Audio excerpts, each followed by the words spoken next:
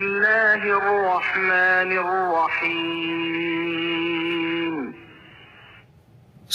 नबा सूरत नंबर 78। शुरू करता हूँ अल्लाह ताला के नाम से जो बड़ा मेहरबान निहायत रहम वाला है। अम्मा यतसाअलून,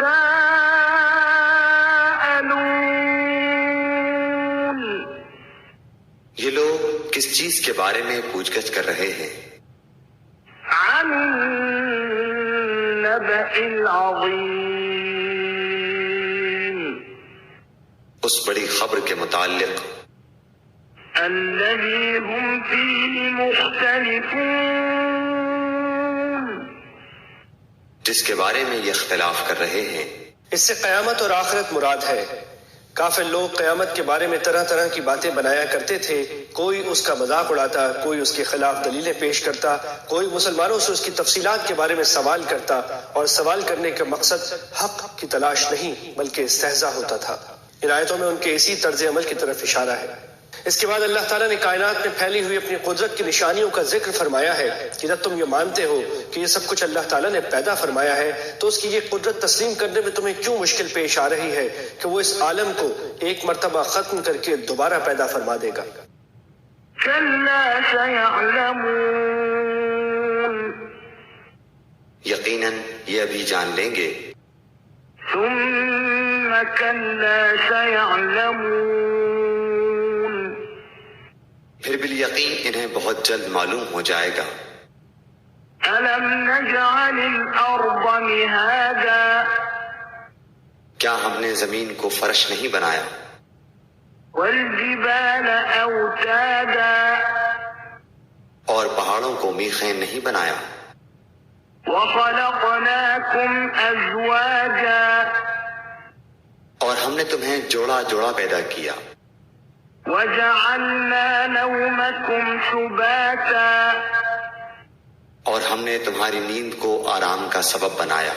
कौम समूद के पास हज़रत सालेह अलैहिस्सलाम को पैगंबर बनाकर भेजा गया था। उनके तारुफ के लिए देखिए सूरह आराफ।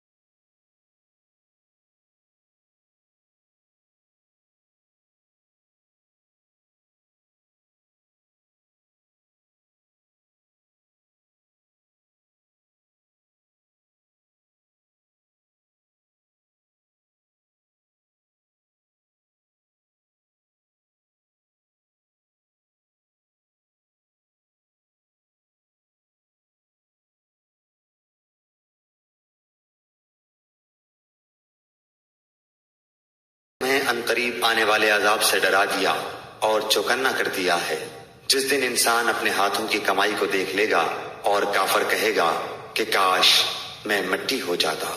बाज़ रिवायतों में है कि जिन जानवरों ने दुनिया में एक दूसरे पर जुल्म किया था, मैदान हश्र में उनको भी जमा करके उनसे उनके जुल्म का बदला दिलवाया जाएगा। यहाँ तक कि अगर किसी सींग वाली बकरी ने किसी बेसींग वाली बकरी को सींग मारा था तो हश्र में उसका भी बदला दिलवाया जाएगा। और जब ये बदला पूरा हो जाएगा तो इन जानवरों को मिट्टी में तब्दील कर दिया जाएगा। उस वक्त वो काफिर लोग जिन्हें दोज़ख का अंजाम नजर आ रहा होगा, वो ये तमन्ना करेंगे कि काश हम भी मिट्टी हो जाते।